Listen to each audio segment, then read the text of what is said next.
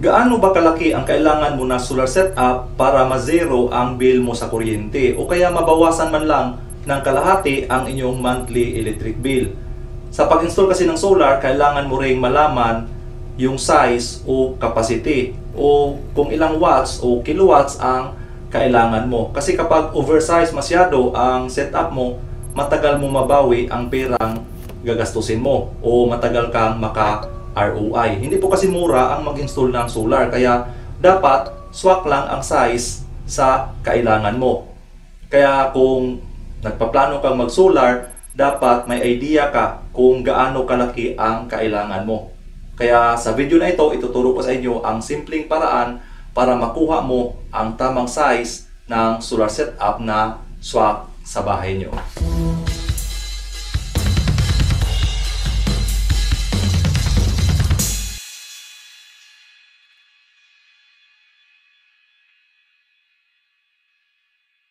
Okay, first, ang kailangan nyong tingnan para ma-estimate nyo gaano kalaki ang solar setup na kailangan nyo para sa inyong buong bahay ay ang inyong monthly electric bill. By the way, grid-tied solar setup po pala ang pag-uusapan natin dito. Ito kasi ang pinakamurang solar setup compared sa same capacity ng hybrid setup. Although may mga disadvantage ito compared dito, pero may advantage din naman. Dito, kunin natin ang average consumption sa buong taon. Consumption po ng buong bahay ang pag-uusapan natin dito ha. Ibang usapan kasi kapag isa o dalawang appliances lang ang gusto nyong i-power ng solar. May iba akong video niyan. Ayan, nasa second chapter ng video na yan. Kung hindi nyo pa alam yan, ilalagay ko yan dyan ulit sa end screen pagkatapos ng video na ito. Okay. So, aside sa average consumption, meron din po kayong iba pang factor na dapat i-consider. Yan kung gusto nyo talagang mag-zero ang bill nyo sa kuryente o kahit na kalahati lang ang gusto nyong ma-offset sa inyong bill. So, i-share ko sa inyo yung mga natutunan ko sa aking DIY grid-tied setup. 5 years na po yan mahigit at happy to say na naka-ROI na ako nitong last July 2024. At kung hindi nyo pa napapanood yung 5 years update video ko dito, ilalagay ko sa end screen ang video dito banda pagkatapos ng video na ito. Sinishare ko dyan yung mga na-encounter ko sa aking setup sa loob ng 5 taon at mga lesson learned. Kaya panoorin nyo rin yan mamaya. Pero dito man tayo sa pag-compute ng average.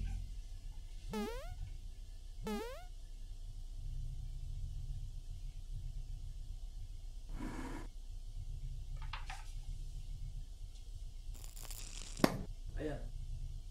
Huwag kalimutan mag-subscribe ha? Okay? See you!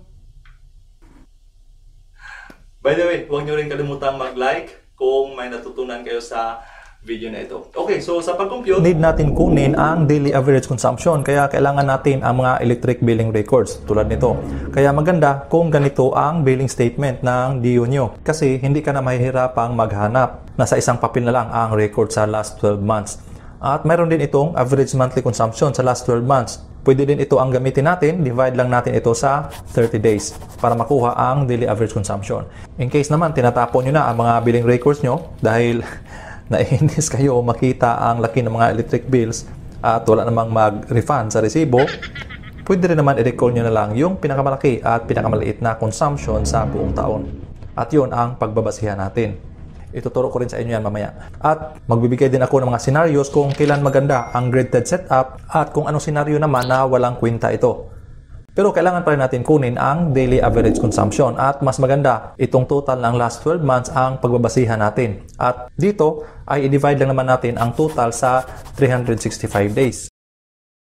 Okay, kapag nakuha nyo na ang total consumption sa last 12 months, dito sa example ko na bill, ang total consumption sa buong taon ay 2,575 kilowatt-hour. Then, i-divide natin ito ng 365 days.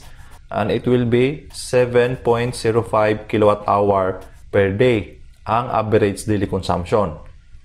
Hindi pa tayo tapos dito. Balikan natin yan mamaya. Dito muna tayo sa kung paano kukunin ang average kung wala kang records sa last 12 months. So sa nasabi ko kanina, i-recall mo na lang yung pinakamataas at pinakamababa mo na consumption sa isang buwan. For example, pinakamaliit nyo na consumption sa isang buwan is 190 kWh at ang pinakamataas na consumption is 239 kWh. So ang gawin nyo, i-multiply nyo sa 6 months yung dalawa. Bali, i-assume na lang natin na itong 190 kWh ay tag-ulan o tuwing sa mga malalamig na buwan na consumption. At itong 239 naman ay tuwing tag-init. So, 190 times 6 months is equal to 1,140 kWh. Then, 239 times 6 is equal to 1,434 kWh. At ang total nitong dalawa na 2,574 ay i-divide naman natin sa 365 days. So ito na yung average daily consumption, 7.05 kWh din. Ang galing, kapareho lang sa sagot doon sa isa. Parang hindi sinadya. Okay, ngayon itong 7.05 kWh ay i-divide naman natin yan sa sun hours dito sa Pilipinas. Sa off-grid setup video ko, gumamit ako ng 3.5 sun hours. Pero dito sa grid-tied setup, pwede na ang 4 hanggang 5 sun hours. Depende na sa inyo o sa area nyo. Dito sa example, 4.5 sun hours ang gamitin ko. So, 7.05 divided by 4.5 hours is 1.57 kilowatt. Pero hindi pa ito ang estimated mo na size ng solar dahil ang solar setup ay hindi naman perfect yan. Dadagdagan mo pa yan ng at least 30% para doon sa system losses. So, magiging 2.04 kilowatts. So, ito na yung estimated na size ng solar panels na kailangan mo. Pero, hindi pa tayo nagtatapos dito. Pwede rin kasing hindi swak sa situation nyo ang size na nakuha natin dito. Kahit na binabase natin sa consumption nyo. Dahil sa nasabi ko kanina, may iba pang factor na dapat nating tingnan. Ulitin ko, itong 2.04 na lumabas sa computation natin ay posibleng hindi swak sa situation nyo. Kahit na binabase nyo pa ito as per sa average consumption nyo. So sa hindi pa nakakaalam, ang grid-tied setup ay dapat naka-net metering para ma-maximize ang capacity ng setup. Ito yung pwede kang magbenta sa electric company nyo sa excess mo na kuryente galing sa solar. Lalo na kung may kalakihan ang setup, dapat naka-net metering talaga. Kapag maliit na setup, pwedeng hindi na mag-apply ng net metering at mag-export limiter na lang. Kung hindi nyo rin alam kung ano yung export limiter, panoorin nyo ang video na ito. Ilalagay ko ang video link sa video description. Kasama sa dinidiscuss ko dyan ay about sa export limiter.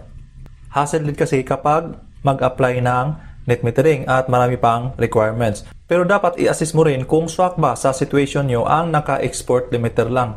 Kasi baka maging useless lang din ang setup. Kasi kapag hindi naka-net metering, dapat naka-export limiter talaga. Dahil kung hindi kayo mag-export limiter, baka magulat kayo. Instead na liliit ang bill nyo sa kuryente ay lalaki pa. Bakit ganon? Kasi ang meter na naka-install sa regular na mga consumers ay iba sa naka-net meter. Ang net meter ay bidirectional. So, nare-reading nito ang imported at exported power. At sa mga regular meter, one direction lang ito. At imported power lang ang magre-register dito. So, kahit nag-i-export ng kuryente ang solar, mag-register lang din yon sa regular meter as consumption.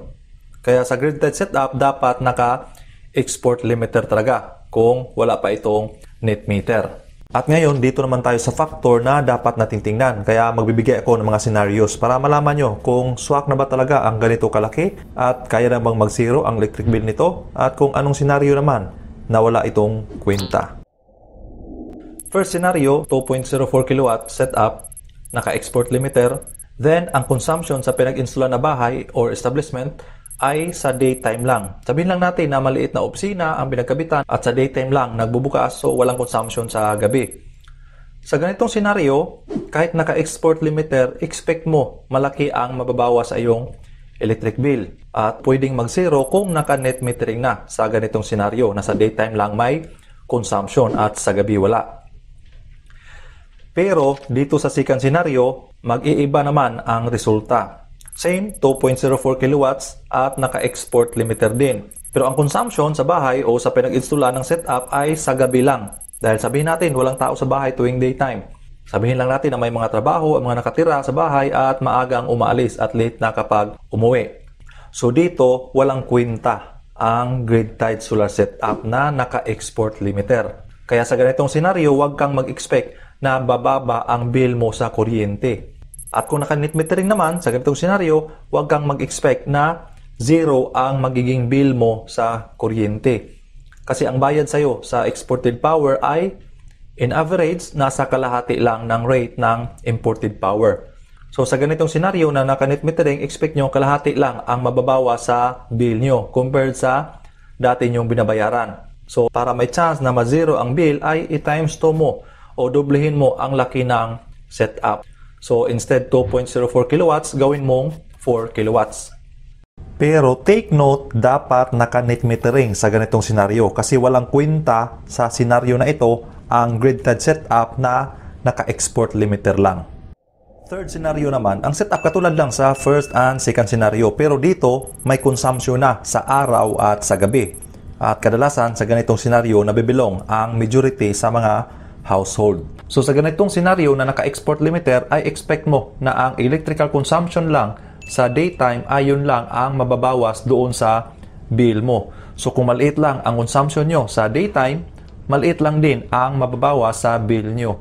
At kung malaki naman ang consumption during daytime, malaki din ang mababawas sa electric bill. At kung naka-net metering naman, hindi mo pa rin masasabi na mag-zero na agad ang bill dahil depende naman yan gaano kalaki ang consumption sa araw at sa gabi. At ito yung factor na sinasabi ko na dapat i-assess natin. So balik tayo dito sa nakuha natin na daily average kilowatt hour consumption. So itong 7.05 kilowatt hour per day, dapat tingnan or kunin din natin dito ilan ba yung estimated average consumption sa daytime at nighttime.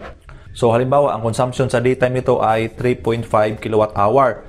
Sabihin natin from 6 AM to 6 PM. At sa nighttime naman from 6 PM to 6 AM ay 3.55 kilowatt hour. So itong consumption sa nighttime ay i-times 2 natin. So magiging 7.1 kilowatt hour na ito. At i-plus naman natin ang 3.5 kilowatt hour na consumption sa daytime. Bakit i-times 2 natin ang consumption sa nighttime?